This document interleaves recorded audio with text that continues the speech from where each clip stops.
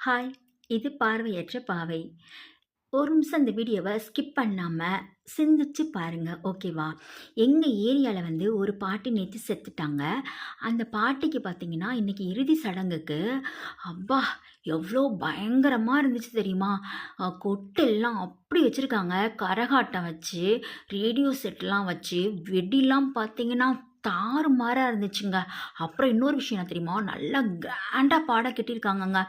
அதுவும் போக அந்த பாட்டி இறந்ததுக்கு மாலையெல்லாம் பார்த்தீங்கன்னா, ஒரு குட்டி யானை பிடிச்சு அந்த மாலைய அது நெறைய வச்சிருக்காங்க. அவ்ளோ மாலை வந்திருக்கு. இவ்ளோ கிராண்டா பண்ணியிருக்காங்க. ஆனா உங்களுக்கு ஒண்ணு தெரியுமா? அந்த பாட்டி சாகுறதுக்கு மொத நாள் வரைக்குமே முதியோர் இல்லத்துல தான் இருந்தாங்க. அவங்களுக்கு ஒரே ஒரு பையன்தான். அந்த பையனுமே கொண்டு போய் முதியோர் இல்லத்துல விட்டுட்டாங்க. என்னன்னா, அவங்கள பார்த்துக்கிற முடியலையாம். அந்த பையன் நம்ம அவன மட்டுமே நம்ம குறை சொல்லக்கூடாது இல்லையா? அந்த பையன கட்டிக்கிற பொண்டாட்டிக்கும் இதில பங்கு இருக்கு தானே! ஒரு மாமியார நம்ம வயசானவங்க அப்படி இப்படி இருக்கதாங்க செய்வாங்க.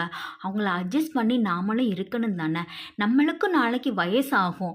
நம்மளையும் நம்ம மருமக இப்படி பண்ணுனா, நாளைக்கு நம்ம நிலைமைய யோசித்து பார்க்குறாங்களா? யாருமே இத யோசித்து பார்க்குறது இல்லைல்ல.